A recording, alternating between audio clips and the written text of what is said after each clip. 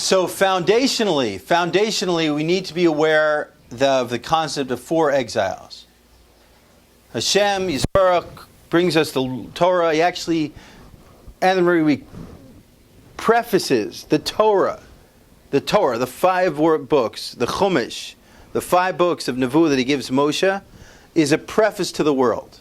It's his ultimate will. He creates that, and then the world to suit it. And then the world to suit that. So he looks into the Torah, it's his ideal will, so to speak, and creates the world. And then, foundationally, we have the concept of the exiles, that there are 4 exiles. So he gives us the Torah, gives us the law, and creates in it that that as part of the world's going to play out, there's going to be 4 exiles. It's as if the Maharal explains, when you see something, you spread it out to 4 corners, 4 extremes. Now, it's stated in the Torah that if the Jewish people don't do the Almighty's will, they'll go into exile. And the tradition is that we went into exile 4 times, 4 exiles, 4 civilizations in history that ruled over the world.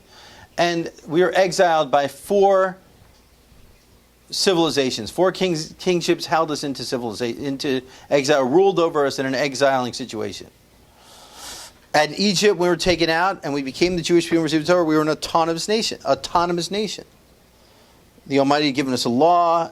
We had Moshe originally being the leader, and then we had, of course, judges, Shoftim, eventually a kingship of Shaul, the kingship of David, a northern kingdom.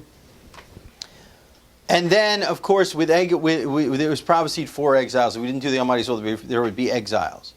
And it happened, we were ruled over by 4 civilizations. Maharal is alluded to right at the beginning. So in the beginning of the world was Tohu, Vohu, Choshech, and Al Panei Tehom. There was void, formless, Tohu, Vohu, formless, Choshech, darkness, and Tehom, on the abyss. So Tohu, void, was Babylon, the Babylonian exile. And then Vohu, formless, Persian exile. Choshech, the Greek kingdom. And then the abyss, the Roman exile, which we're in now. Now let's understand chronology. There's 6,000 years to the world as we know it, and then it goes into another phase, 6,000. 2,000 years, so to speak, called Tohu, formless. Then 2,000, the Torah, the giving of the Torah. And then 2,000 to bring to the Geula, towards that, working the Torah, actualizing Torah towards the Geula, towards the Mashiach, the civilization, a kingship, fulfilling the Torah, 6,000. Now the world, the Torah itself, is given in the year 2448. We're in the year 5,775. So the Torah is given 3,300 years ago. Okay? And the Torah, the Chumash, goes from its giving to the 40 years later on in the desert till the end when Moshe Rabbeinu passes away and his student Yehoshua takes over to bring them into land. So that is 40 years after 2448 or 2488. So that would be the Torah's giving right there. And then, of course, they're living the Torah. It goes from Tohu, formless, to actually the Torah being fulfilled, and then the time of the Geula bringing towards Mashiach, towards the civilization of Torah. So the Torah itself is going to take you to Bereshis, the beginning, 10 generations from Adam to Noach, the beginning of the world, to Adam to Noach, from Adam Arishon, the first man, till Noach, right, the 11th generation, and then the flood came, right, the flood came. So they were angering the Almighty. It was formless. It was Tohu. It was a formless world. They didn't have Torah. They didn't have Avram Avinu to teach them about monotheism, and therefore they were rampant idolatry, thievery, terrible things, rebellion, and that brought the flood. And even after that, they built the Tower of Babel. The Almighty separated their languages, kept them busy. They shouldn't make a rebellion like that. Busy with wars, separate nations, the Tower. So that, of course, the first 2,000 years brings that. In the year 1948 of creation is the year Avram Avinu is born. It's about 2,000 years in. His birth, Avram Avinu, being there to teach the world of monotheism, begins the time of Torah in the world. Okay? And then, of course, Avram Avinu is the 21st generation from Adam, and the 26th being a significant number, is Moshe. We'll get at the 26th generation, right? Avram, Yitzchak, Yaakov, right? 3, and then of course Yaakov has Levi, and of course Levi has Kahat, and then Amram, and then of course Moshe. So the 26th generation. Okay, Moshe and his brother Aaron. 26th generation, the Torah is given from Adam. Okay, and then of course we said that's 2040, the time of Torah, and it's going to go about to the year 4000 when they're keeping the Torah. They have Nevi'im, they build the base of Mikdash, the temple is the time of Torah. Phenomenal Torah they had, and then it gets destroyed, right, about 2,000 years ago, where now we're looking at, when they don't have Torah anymore, we're looking at about that's already the Chachma. Fulfilling the Torah through Chachma, Yigiyas Torah. They don't have the clarity of Torah. When the base of Mikdash ein Mishnah Berurah, Halacha Berurah, Mishnah Berurah, b'makam echad. When the day that the temple is destroyed, we don't have clearly the law always in the same place, where it's learned from, and the halacha, the law. We need a lot of didactation. We need a lot of rabbinic guidance to get the law. It's yigia, it's strain, it's learning, and that's actually bringing the geula, the strain. And as the times of the Nevi'im, they had certain clarity of law. That's the time of Torah. Great Tanaim lived after the time of Torah. The great Tanaim. Around Chanukah time, we start with the great Tanaim, the great sages, phenomenal sages, Rabbi Akiva, Rabbi Meir, phenomenal Rabbi Yezer, Rabbi Shua, Rabbi Yochanan ben Zakkai, Hillel, phenomenal amount of oral Torah, the oral leaders of the Torah, the leadership of the nation, great levels of Torah and sanctity. That's a time post-Torah, the Torah time. It's not the 4,000. It's the bringing of the Geula, because it's fulfilling the Torah through straining to learn the Torah. Maybe not the clarity on every law that the days of the Nevi'im had, the prophets, but to the fulfillment of the will of the Almighty by straining in the Torah to get what they could to fulfill our lives and take us in exile without a land and without a kingship, without a king, without armies, and take us through the exile scattered around. The one thing to keep us going is the Torah. Study of the Torah, doing the Torah, that's bringing the Geula. So understand that chronology is very important. So now we're a nation in exile. The exiles are prophesied. We'll go over those. So we have 4 of them, we said. 4 of those exiles. Let's focus on that. We're in the 4th. We're going to talk about Gog and Magog as a travail till the return of exile. What exile? The last exile, the Roman exile. The last exile, the Jewish people's in exile, the return. There's a travail kodem that before that called Gog and Magog. Possibly World War II fulfills that. We have to understand. They have to understand the nation's in exile. They're looking for a return. Which exile? The Roman exile. State in the Torah, we go into exile in our tradition. The thesis of the class will be accepting the Torah, the oral tradition as well. The oral commentaries are clear that the exiles prophesied, if we didn't do the will, are fulfilled in these 4 exiles very much. So and it's throughout the liturgy and whatnot, songs in the Chanukah, these 4 times. So right away, of course, after the Jewish people come into the land of Eretz Yisrael, and about 500 years after they come into the land, they build the base of Mikdash. They establish the kingdom of King David and Shlomo Melech, David Melech. The base of Mikdash is built 500 years after they come into the land. And, of course, that stands for about 410 years, the second about 430.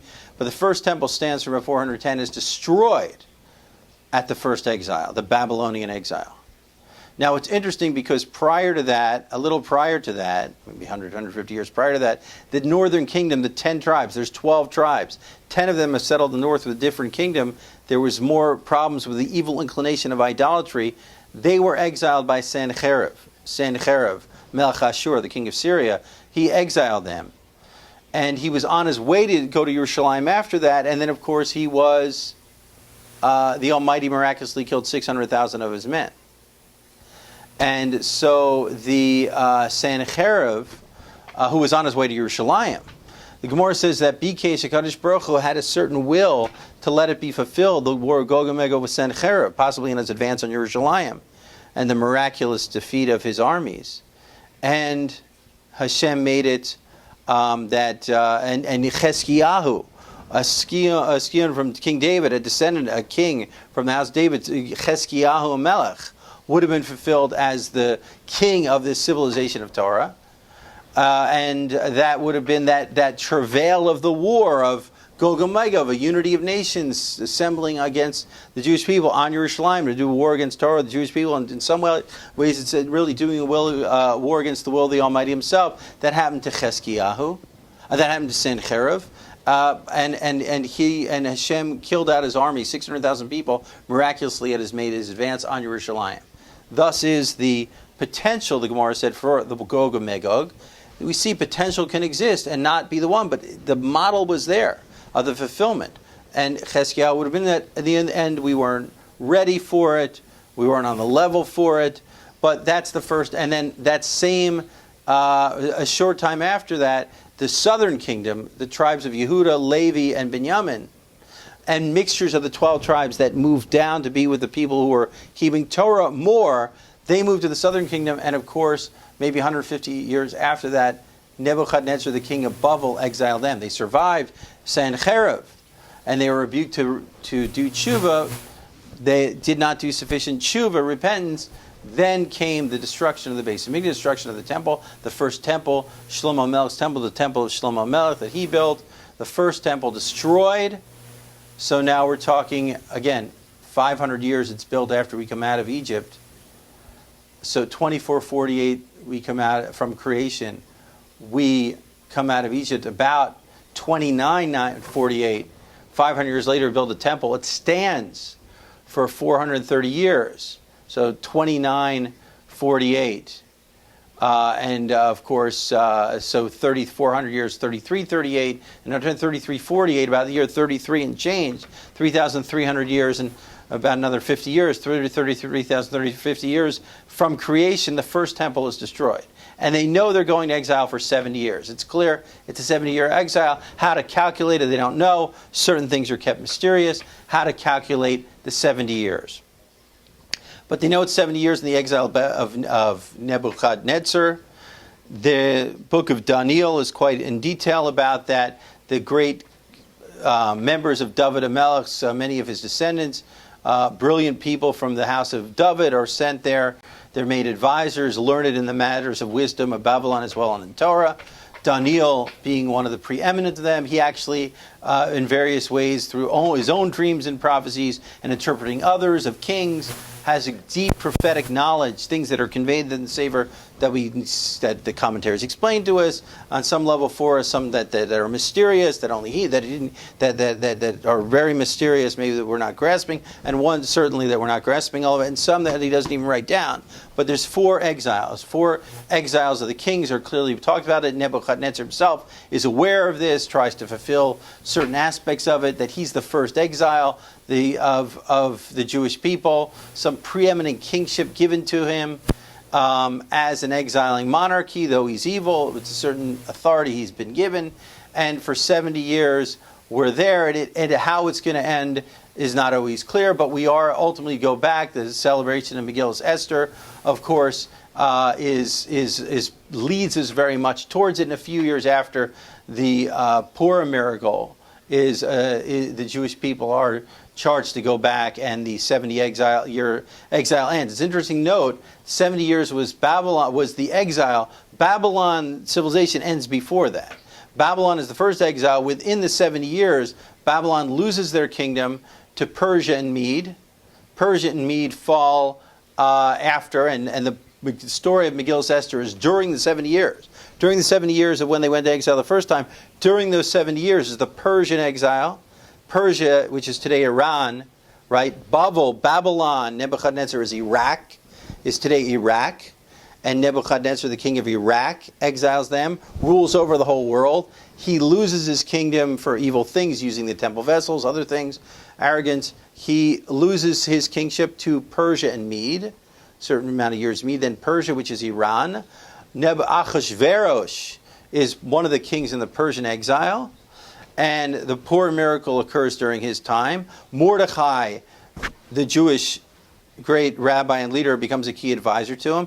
Esther becomes the queen.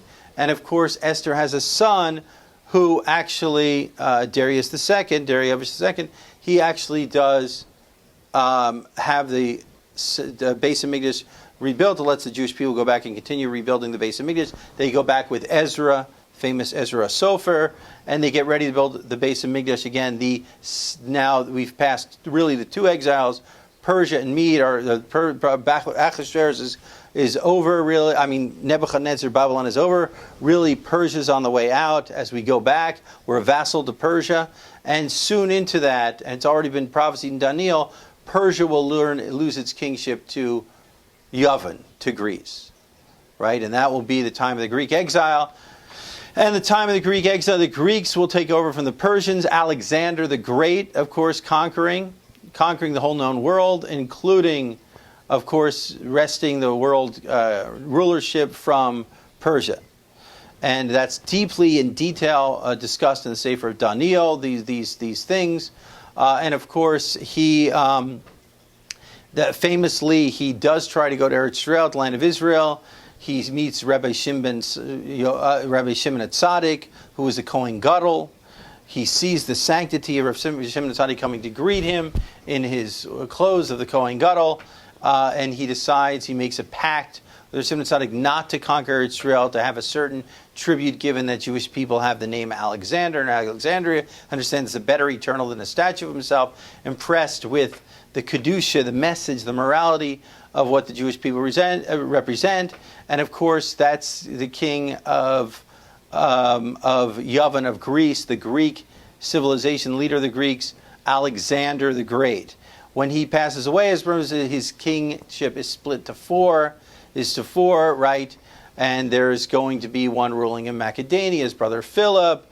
There's going to be a Seleucid kingdom, which is Syrians, and then, of course, there's going to be two other kingdoms over Egypt and other places, and they will be the four kingdoms. The one that's relevant to Hanukkah is, of course, the Seleucid kingdom, which is going to be the one which is the Syrian Greek heirs to the Greek teachings and philosophies and the Greek civilization, which are ruling over the land of Israel. It is not a physical exile. The Jewish people are still in their land.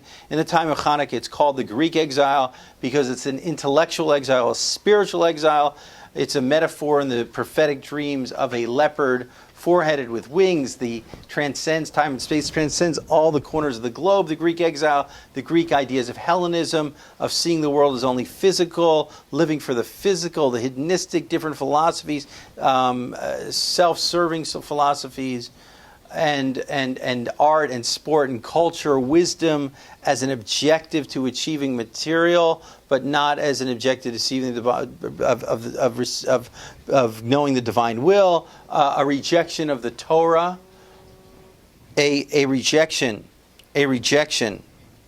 of the Jewish concept that the Torah transcends the physical world. They banned Rosh Chodesh, where the Jewish people declare the moon and the calendar is vectored by the rabbinic decree. They banned Bris Milah, where the Jews change the body, alter the physical body, that the divine will wants it to fulfill this way, and it's going against the natural way a person's born. And of course, Shabbos, that one day is more spiritual than the other days, even though you cannot see that difference. They resented that. They worshiped the physical. They saw everything as the physical, and a lot of the culture, the sports, the intellectualism, the divine, the looking to the physical world, this Hellenism, this pseudo-culture, pseudo-cerebral culture, denying the Torah, became popular among many in Israel. Many of the Jewish people that became Hellenized adopted the Greek culture, the science, and then there was corruption. There was political allowance of Greek rule and Greek culture to take over the temple service, to take over the Kohen Gadol, the high positions of the priest, till there were no people who aren't even descendants of Aaron the Kohen, being the Kohen Gadol. They're the high priest. There are people who were doing worship that wasn't even serving the true Hashem, but doing pagan worship in the temple. So the many Kohanim, the real Kohanim, moved away to Modin. They moved to the north, the family of the Chashmonai, notably, and until the Hellenists took north to even create more paganism. And that point, the family of the Chashmonai said, that's it, we have to fight back. Hashem was with them. They fought back the Syrian Greeks, and the miracle of Hanukkah, thus the third conquest over the third kingdom, the third civilization, Greece.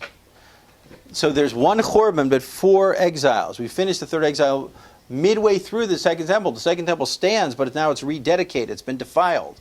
The second temple stands for about 430 years. Midway through, you go from the great Rav Shimon Tzaddik, who Alexander the Great was in awe of a certain amount of assimilated Sadducee heretical sect influenced Kohanim in between, to out and out Hellenism, to corruption in the temple, to actual people buying the position of Kohen Gadol from the Greeks, to people who aren't even Kohanim, to sins aren't being involved, and people who aren't even serving Hashem, the true God in the temple, and then the rebellion and the Beis Chashmonai, a relief, the Chashmonai, the family of the Kohanim that are legitimate heirs, people who embrace the oral law accurately, the sages, the tradition, and they take over the second temple, they take over a kingship, the ruling of the house of the Chashmonai as kings, as Kohen Gadol, as Kohanim, Kohen Gadols, Kohen Gadolim, and that becomes the second half of the Beis Hamikdash. Of course, notably,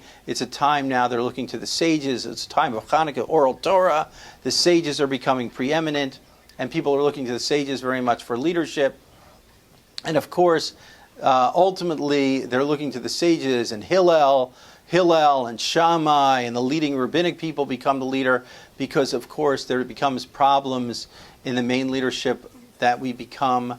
There is more assimilation elements that are still assimilating to Greece and later assimilating similarly to Rome, leaning on Rome as Rome begins to dominate, until there, with corruption and disharmony, the house of the Chashmonai, the remnant, becomes vassalized to Rome, till Roman is asked to bring in advisors, until we ultimately become a vassal state to Rome.